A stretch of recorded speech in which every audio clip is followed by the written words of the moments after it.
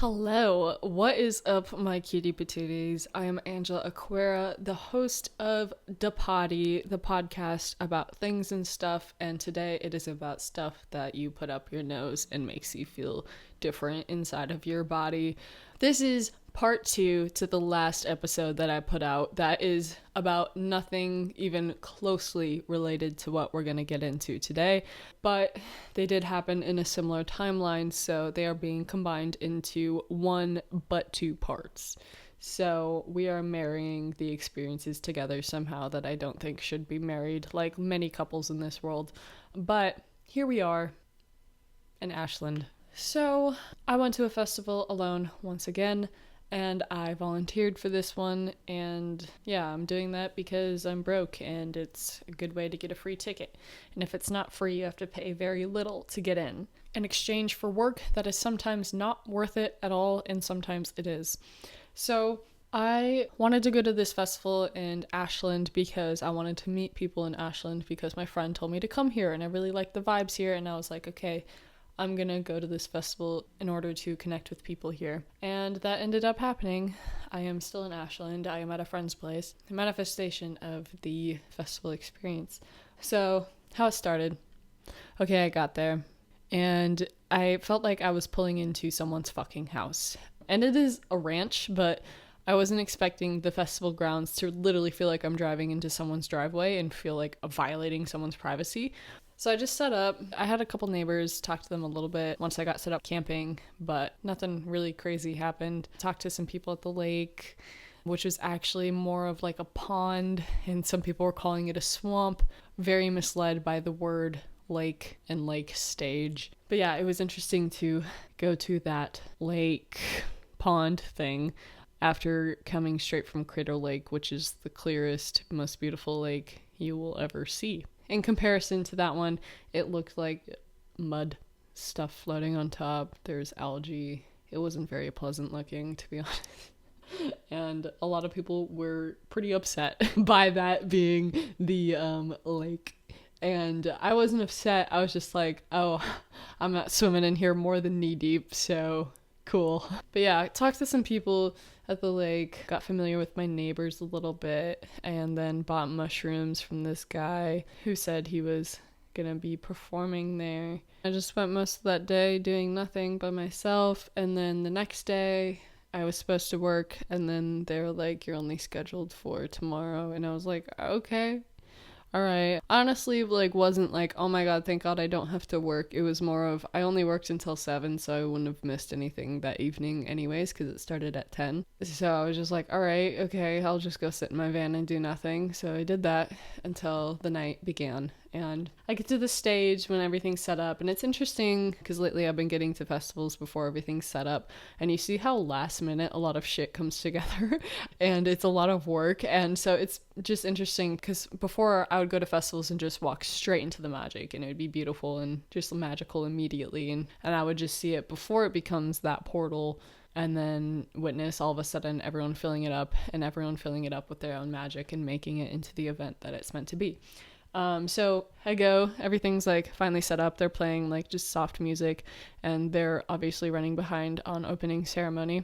At first I walk out and I wasn't sure what to wear because I was figured it was going to be super hippie and weird. I went out there and then I realized my outfit made me feel like a librarian. So then I quickly went back to my van and changed it up and became more raver hippie vibes. And then I got out there and things still weren't ready and set up, and we were just kind of all standing there listening to like whatever music they had on, and I was just kind of standing there very awkwardly, as one might do when they go to something alone. So I sit on the ground for a little bit, and then I stand up, and then like opening ceremony starts. I'm just listening, and it's just kind of people giving speeches, and then there's this like, dare I say, belligerently drunk woman. She's just like a very loud drunk girl. She like turns around to me after I was standing there awkwardly in ceremony, just probably putting my hands over my crotch or something. And she's like, are you here alone? And I was like, yeah. And then she's like, me too. I just met these people. They're great. They're at my camp. Like, come hang with us. And she introduced me to everybody. And then I spent the rest of the night with them. And I was like, holy shit, that was so quick. Like, I came back at the end of the night and I was like, that was so crazy how like I just show up to something completely alone with nobody, and then all of a sudden I have a crew that I'm hanging out with, and it becomes my crew immediately. And so I was just like, wow, that's wild to reflect on. Just the fact that I am naturally introverted and I don't go up to people and communicate with them very easily. And to have so many examples and experiences of going to festivals and other events and having people come up to me, and all of a sudden, just like that, I have a friend group to hang out with. And so it was just like, what the fuck? I was like, I don't even know how to give advice on this. I'm like, it just happens. Things just find me and it's cool. And I don't know if it's that human design shit where it's manifesting generator. You decide what you want. You're like, oh, I want the red truck. And then you just wait for the red truck to find you. I think that's my design because I'm a manifesting generator, that I just decide that I want friends and then they'll find me somehow, some way, which is cool. And people who are naturally introverted can just make their energy more magnetic. I feel like I've spent a lot of time shaming myself for being a naturally quiet person because that's what society told me to be ashamed of. And I actually journaled about it before I went to the festival, where as a kid, I would just be sitting somewhere, just chilling, doing whatever. And then the adults would be like, all of a sudden talking about how quiet I am and making a big deal of it. And I realized that I never saw a problem with it until they pointed it out and made it a problem. Like, I didn't even notice that I was being quiet. I was just chilling, like observing. And I realized that it wasn't mine to become ashamed of this part of myself that is naturally introverted and quiet. It was society being uncomfortable with my quietness and telling me to be ashamed of it. I don't know. At the end of the day, it's like loving yourself no matter how you're showing up and no matter how you innately feel called to show up. Because I feel like for me, there naturally needs to be this chemistry between me and someone else in order for me to feel comfortable opening up to them. And yeah, I just think that my energy speaks for itself, and there's a lot of people, especially in the festival scene, that have just seen me and seen my value and me as a human being without me saying a fucking word. People place shame on introverts for being quiet because they're uncomfortable with the unknown, and if you're quiet, they feel like they don't know you, and therefore it's their own insecurity of not knowing you and feeling very uncomfortable that they don't know you, that they're making you feel ashamed of being the way that you are, which could just be that you don't feel comfortable around them enough to show yourself. And so they're uncomfortable with the fact that maybe you're uncomfortable, or they're uncomfortable with the fact that they don't know you and they're uncomfortable with the unknown. And there's a lot of people in this world as well who don't mind your quietness and will admire it and will respect it. There's just like so many different people out there, and it's the ones that are used to living super externally that feel uncomfortable by people who live more internally. I realized that it's kind of why I am so mature for the age that I am, because I feel like I've spent a lot of this life observing.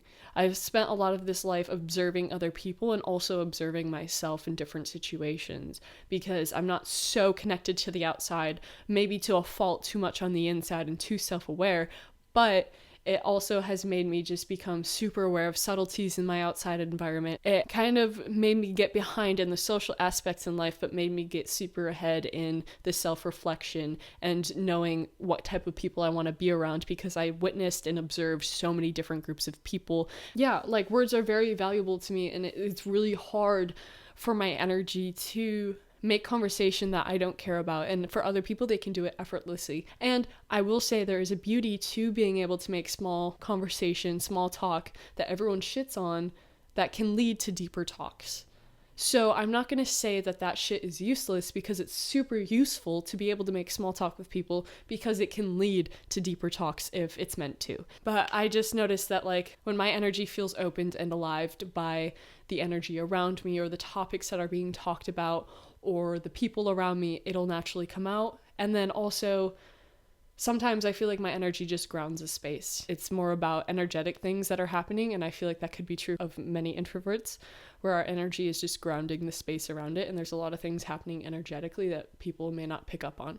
But there is some people that do. I remember the second festival I ever went to, the group that I was hanging out with, like I was just there vibing, and I remember I left for a little bit and then I came back, and one of the guys in the group was like, the energy feels much better now that you're here. And I was like, wow, that like feels really nice to hear. It's not about me doing or being anything or saying anything. It's about just the energy that I bring. And he was like, it really balanced out everything. And I was like, thank you, like, for seeing me on a level that I didn't even know I could be seen on. It's been interesting to embrace that side of myself. I put myself in situations to be able to like expand beyond that and try to get over that introvert stuff and whatever. I became a server, and I felt like I was a server in a place where there's expectation of me to actually bring personality and whatever, which is interesting to constantly be in an environment where I feel like I need to grow and I need to get better and I need to expand deeper into myself in order to connect with other people more. I've always put myself in uncomfortable situations, in social situations, despite being naturally introverted, just to like experience things. If it calls to you, because some people just love being by themselves and whatever, but if that makes you depressed and you don't know how to connect with other people, I think it's just taking the first step of going into situations where you're highly likely to meet new people and seeing what happens. Because I notice for me, all it takes is for me to be friends with one person who's super extroverted, and I just become their best friend or their buddy, and then all of a sudden I have a bunch of friends. Yeah, so it's just like playing these little cards of life in order to get the outcomes that you want. But yeah, so night one, immediately ended up with this group of people, and they're all chill, good vibes, and all of a sudden my night was started, and I was hanging with them, and then they were a group that was more into, there's drinking, nitrous, and cocaine. That's like a trio that I think many people are familiar with. I'm personally not. Obviously, I drank in high school and all those other things, and drink every here and there. I've had a few experiences with nitrous, like I had a whip it thing before, but it was just like, I feel like it became, or it is something more than what I knew it to be. Like, I was just like, oh, it's just this fun thing I do with my friends, smoke weed, like do a little bit of whippets, and like, it's whatever. It's just like this funny thing. But I didn't realize how addictive it was to people and how frequently people do it. Like, it's like every second I notice them like fucking sucking on a whippet. And I'm like, oh my God, like it's happening like every 5 fucking minutes. Like, that's a lot. It's like a vape, you know, like to that extent of it. And I didn't realize that that was so heavy out in the world and super, super common. Like, I'm like, you have no shame in doing that. Like, for me, it's like, it can be such an intense experience where I'm like, I don't want to do it in front of anybody, or I'm just like, you know, like, whoa, like borderline passing out. And then cocaine. Okay, so y'all, I don't know if I've ever talked about it, but I used to be a hard no on cocaine. Absolutely not. I will not do it. I will touch all the drugs except for cocaine, meth, and heroin. That and pills. I will not be doing pills either. But I was a firm no on cocaine because in high school, the friend that was introducing me, and I realized he was like my safe introduction to drugs, and I'm so grateful that he was my safe introduction to drugs. I was reflecting on it because they were talking about our first drug experiences, and I was like, oh, I haven't really thought about it. It was like all of the like kind of out there ones that I've done was all because of this one friend that I had in high school who was slightly older than me. It was just kind of like a big brother who introduced everything super safe to me, and I felt super safe and held by him. Like, he would make sure I'm okay. Like, if anything happened, he'd be there. He'd have my fucking back. And I'm so grateful he was the way that I got into most things. Yeah, so he, one night, like almost didn't want to hang out when we were planned to, but did because he promised me and he doesn't break promises. And I'm like, thank you, but also if you were feeling like shit, like, no. But he picked me up and he was like, I almost didn't pick you up. I was so fucking depressed and down. Like, I did 11 lines of cocaine last night, and he was like, promise me you'll never do cocaine. And I was like, I promise you. He was like the big brother figure in my life who introduced me to everything. And I'm like, if you say it's not worth it, I'm not gonna do it. Like, for real. And I kept that promise for so long. And I probably promised that like 8 years ago. And ever since then, like every time it's been around, I've been like, no, I'm not doing it. Like, I'm just actually no. And it was funny because for a while, the only person who'd ever offer it to me was him. And he'd forgot that he like had me promise him to not do it. And then I'd remind him and he'd be like, oh yeah, you're a good person. He's like, you're a good person for keeping that promise. And this friend group did a lot of cocaine. And yeah, not like a lot, like crazy amount, but I haven't been very familiar with it because I also haven't spent a lot of time around people who do a lot of coke. So I took a shot because they offered it, and I was like, why not? I'm like on nothing, like I can take a shot, sure. And so I was like connecting with this girl, then like her friends came up, and then all of a sudden I was like deep in conversation with this other girl, like talking about all the things, and I was like, just saying it all. And then she was like, do you want to come with us? And I didn't really know what was happening, but I was like, yeah, I'll come with you. I don't really feel like hanging out with the other people at the moment. And so I was like, I'll go with you. And then we were riding in a car because it's a super far walk to the other end of the festival where other people are camping, like actually like fucking hour walk.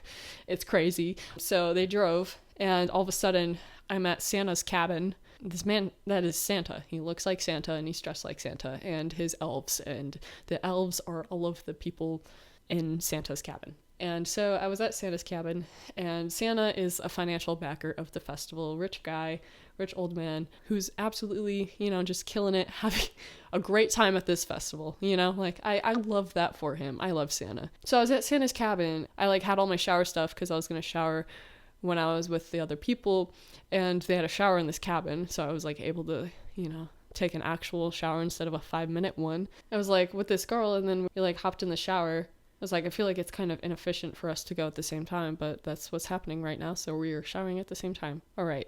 But then we were in the shower, and we just talked and talked and talked.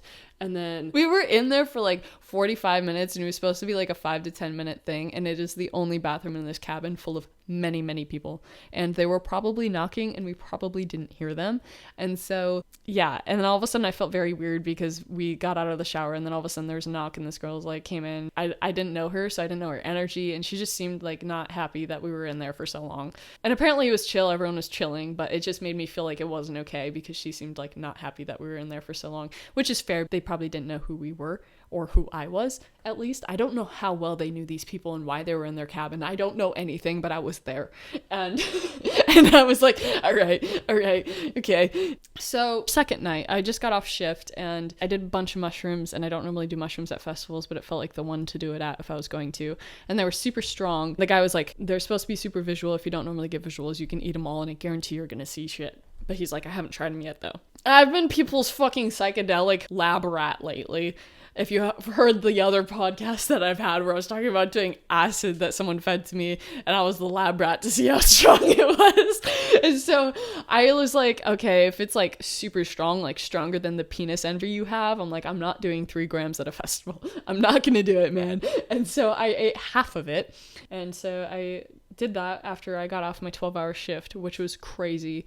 I was a parking attendant for 12 hours, and no one parked in my lot. So I sat there in the sun and into the cold of the night, doing absolutely nothing, completely unprepared. I had no service, and I just sat there with my thoughts and trying to become entertained by nature or wherever I was at. It was just like, I lost my mind. I became delirious, and I was like, it's worth it because I'm saving a bunch of money by working this shift, and I'm going to get it out of the way and knock it out and have the rest of the weekend off. But I became so delirious by doing nothing for 12 hours straight. It was insane. But they did give me a radio, so I felt semi-important to be like, Roger that, bitch. I'm still here every few hours.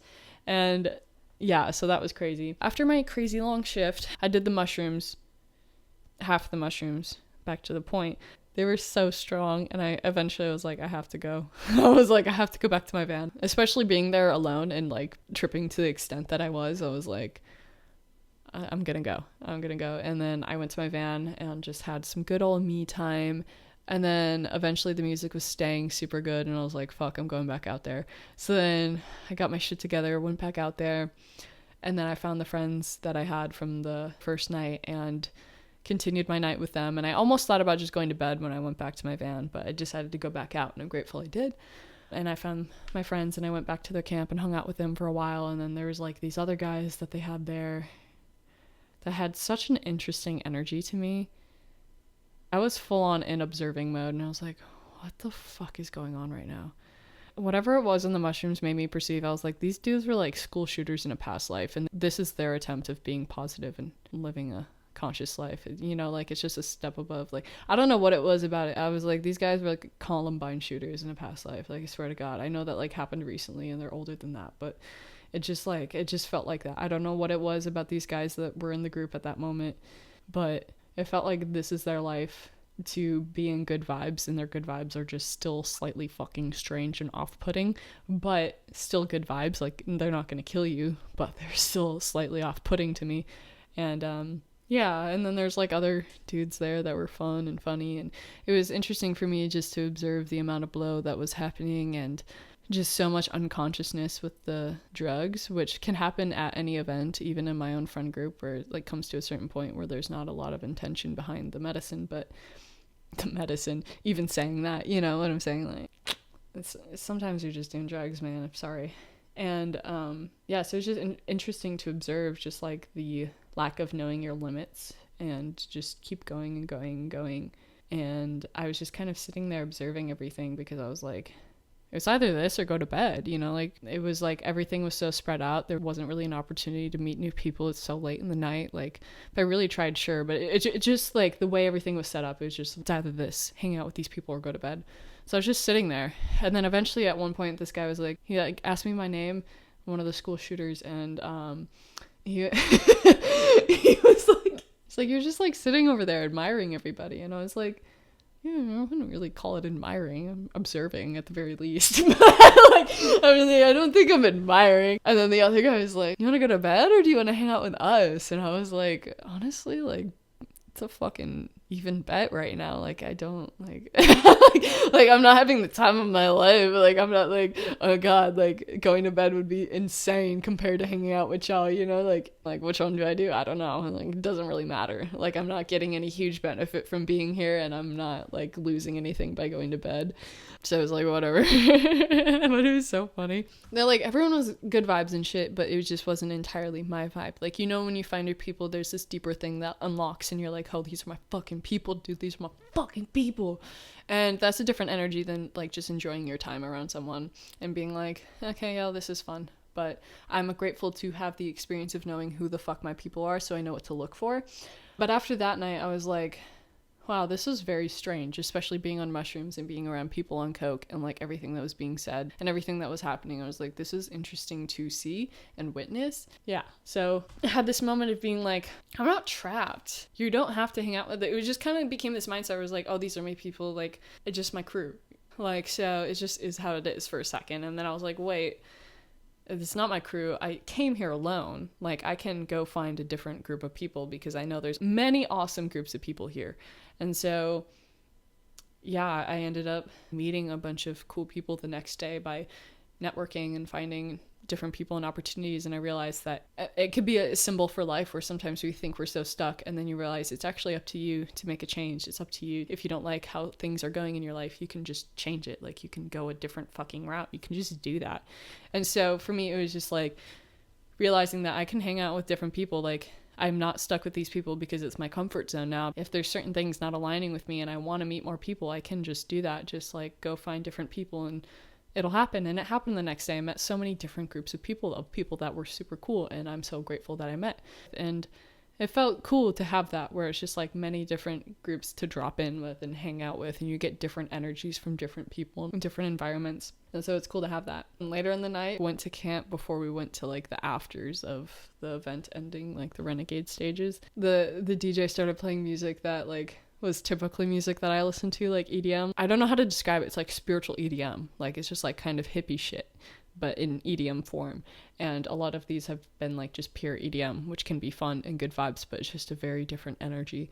And this guy was playing pretty spiritual, like Eastern EDM things, and I just felt like I was with the homies. There's a few moments that happened that just reminded me of my Boulder crew, and yeah. And like that night too, I experienced a lot of, because I'm not normally around people on cocaine, a lot of conversations happening that I didn't want to happen. It's just so many people like talking to me, and just kept talking, and I'm like, oh my god. I'm like, I no. Like, just trying to make conversation with me, and I'm like, okay, no. Too much. You know, like inappropriate moments where I'm like, I'm clearly having a moment by myself, and then they like come up and start talking about random shit, and I'm like, I don't want to do this right now. Like, why is this happening? like you're not able to read because you're on drugs, that I don't want to take part in this conversation.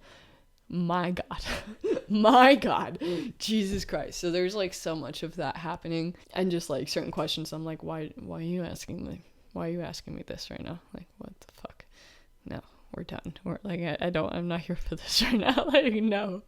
Yeah, and I noticed too, because some other guy asked me if I was there alone that night, earlier in the night, and that was my first experience of being like, he seemed chill, not like harmful or anything, but I'm like, I need to be careful about who I say yes, I'm here alone to. And I need to be more aware of that, because sometimes you say that and then people welcome you into their group, and I've had that a few times happen.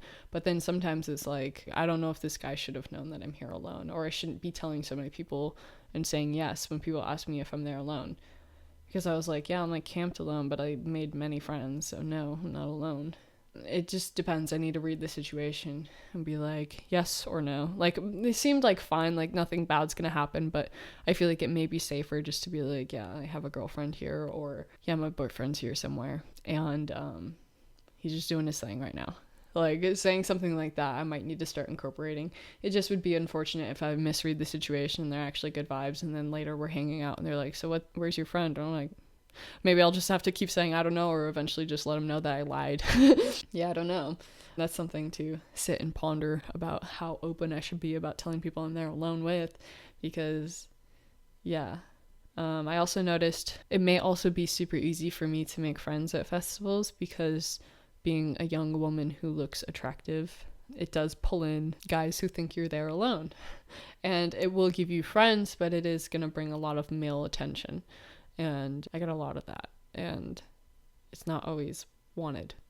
The people who are camped next to me were also there solo, and I feel like the guy next to me didn't have the same experience I did of meeting people. I honestly don't know if he met people. He was often in his vehicle, and like even before the last day he left. And I feel like how you approach these things is important too. Like being open to conversation, and also being a male might just be a different story of guys might not come up to you, so you might have to be more out there. There might have to be just different steps to take if you're a man going to things alone and trying to meet people. And there may also just need to be this natural openness, and putting your pride aside and being open to connections and trying to progress them. And then like if a conversation comes up, like continuing and figuring out how to make it continue may be what needs to happen. But yeah, it was interesting for me to be like, I didn't have like the best festival experience, but it was fun. It just felt like an elevation of the high school parties that I would go to. It just felt like that to like the next level was my experience of it. It's just like good people, good vibes, but like not like to the point of magic of festivals where like there's like this deeper thing that has happened at festivals for me before, where it's like synchronicity, like right person, right time, every time like you think about this and all of a sudden this person's right there, like just instant magic happening. And that wasn't my experience at this one, but it was still good vibes and it was still fun. Yeah. And I also talked with this guy on the last night who had the complete opposite experience with me, and it was interesting for me to talk to him because he was like, it felt very magical for me, and I noticed there wasn't a lot of nitrous or cocaine, and I was like, wow, I was seeing that everywhere. Like, I was like, it's so funny how like two people can have way different experiences. And so it felt like just a super casual, fun weekend for me. It didn't feel like super life-changing, but it did meet me to like awesome friends, and it was life-changing in probably more subtle ways, but it wasn't like the crazy like magic experience I've had at festivals before. So yeah, I think I'm gonna leave it here. That was my wild weekend, and it felt very back and forth because my brain actually feels like a ping pong. My brain feels like a ping pong game inside. That's how I feel up there. It's just a bunch of so yeah, thank you for listening or watching, and I hope you follow or subscribe or give this video a like or leave my podcast a review. Hopefully you leave a nice one so I can do well. That would be nice. Yeah. So I really appreciate your time and your energy paying attention to this story of wild things and also some lessons that I learned.